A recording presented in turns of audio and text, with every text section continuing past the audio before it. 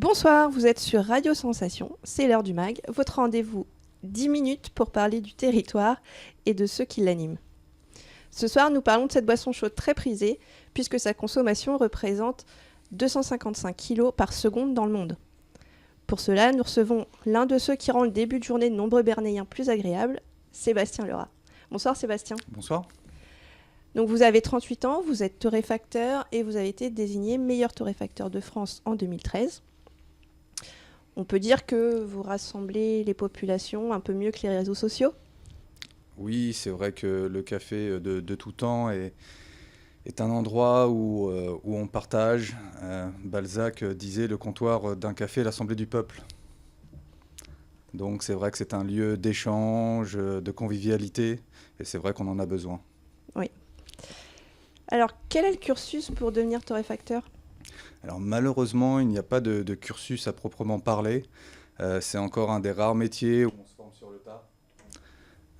Il y a maintenant quelques établissements qui disposent des formations, mais aucun cursus scolaire à proprement parler. D'accord, donc vous, est-ce que vous êtes passé par exemple par la restauration avant de devenir torréfacteur ? Oui, j'ai effectivement travaillé dans la restauration. Je suis passionné de gastronomie. J'ai beaucoup d'amis qui sont cuisiniers, qui ont fait toute leur carrière dans la gastronomie. Donc effectivement, c'est un métier connexe. Vous avez également participé au concours Un des meilleurs ouvriers de France, où la torréfaction y a été présentée pour la première fois. Pour quelles raisons elle n'y était pas présentée avant ? C'est un concours que nous avons voulu mettre en place avec le comité français.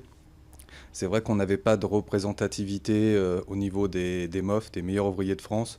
Donc nous avons travaillé dans ce sens avec le comité français du café.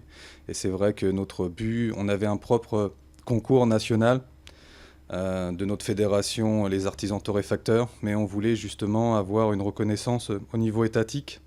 Et le concours du meilleur ouvrier de France est un diplôme avec une reconnaissance Bac plus 2.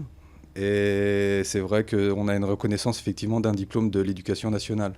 Donc c'est vrai qu'on voulait avoir une reconnaissance nationale et étatique. Oui, du coup, ça permet finalement de contrebalancer le fait qu'il n'y ait pas de diplôme existant. Bien sûr, et c'est vrai que c'est aussi notre rôle à moyen, long terme de pouvoir créer une formation sur le café de manière très ponctuelle. Quelques collègues ont des formations en interne, mais c'est vrai que nous devons dispenser au maximum des formations pour pouvoir attirer et faire comprendre ce qu'est le café. Donc vous avez participé à ces deux concours. Est-ce que la préparation est importante ou est-ce qu'on y va un peu au petit bonheur la chance ? Non, on n'y va pas au petit bonheur la chance, que le concours de meilleur ouvrier de France, c'est un concours qui est très très pointu. On se dirige vraiment sur l'excellence et on n'y va pas effectivement les mains dans les poches. Moi j'ai eu une préparation intensive de 6 mois. Je suis allé me former en Suisse chez des amis torréfacteurs pour voir un petit peu ce qui se faisait au niveau des nouvelles technologies, des courbes de torréfaction. On aborde maintenant le café d'une manière un petit peu plus scientifique. On veut vraiment percer, révéler tous les arômes, comprendre à chaque étape de la torréfaction ce qu'il se passe à l'intérieur du grain. Un petit peu comme pour le vin. Ah, de toute façon, c'est vrai qu'on a un métier qui est très transversal en fait avec les œnologues, les sommeliers, on a le même jargon, on fait beaucoup de dégustations ensemble et c'est vrai qu'effectivement on a la même sémantique et on parle aussi nous de notre fruité, de notre agrumes et c'est vrai qu'on a même, j'ai une amie qui est sur Paris à la Caféothèque qui a élaboré un protocole de dégustation avec des œnologues. D'accord. Et justement, l'accompagnement à la préparation, est-ce qu'on trouve facilement quelqu'un pour vous accompagner ou est-ce que c'est difficile et chacun veut garder ses petits secrets ? C'est effectivement assez compliqué, surtout que c'était le premier concours du meilleur ouvrier de France en torréfaction, donc tout le monde voulait un petit peu le Graal et tout le monde se regardait un petit peu en chien de faïence, surtout les torréfacteurs qui ont déjà été primés dans le passé. Donc chacun gardait ses petits secrets. Bon, je trouve ça un petit peu dommage parce qu'en fait le café c'est un métier de partage. Et on se doit d'ouvrir nos portes, de partager avec les gens. Je pense que c'est vraiment la base de notre métier. Donc voilà, c'est un petit peu... Et en plus, maintenant, il n'y a plus de secret, quoi. Donc c'est un petit peu dommage de ne pas échanger nos savoir-faire et de faire monter le niveau, en fait. C'est ça l'idée. Et quels sont les critères pour pouvoir se présenter ? Quels sont les critères? Avoir plus de 21 ans, avoir une vraie connaissance dans le monde du café. On a une épreuve de torréfaction. Si on n'est pas un minimum torréfacteur, si on n'a pas torréfié sur des machines, c'est très compliqué de comprendre ce qui se passe à l'intérieur d'une machine, bien comprendre les courbes de torréfaction, de l'analyse sensorielle, de la reconnaissance de café vert. J'ai tendance à dire, j'ai aidé un jeune torréfacteur qui s'est lancé du côté de Saint-Sébastien de Morsan, qui est passionné. Pour moi, il faut au moins une année de pratique avant de se dire vraiment torréfacteur. Comprendre un petit peu le processus, comprendre les grains, pourquoi ce grain est blanc, pourquoi ce grain est vert. Et c'est vraiment au bout d'une année, on a les basiques. Après, c'est à nous justement de persévérer et chercher un petit peu dans la technicité. Et quelles sont les épreuves ? Quelles sont les épreuves? On avait une épreuve de torréfaction, une épreuve de torréfaction, une épreuve d'analyse sensorielle, une épreuve de reconnaissance de café vert, c'est-à-dire on avait 15 cafés verts qui étaient devant nous. Sur ces 15 cafés verts, on avait une liste de 10, donc il y avait 5 intrus, et on devait reconnaître les provenances de ces cafés verts, en fait, dans un temps limité. Une épreuve de dégustation sensorielle, on avait de mémoire 9 tasses, et sur les 9 tasses, en fait, il fallait identifier les 3 mêmes, avec les 3 mêmes goûts.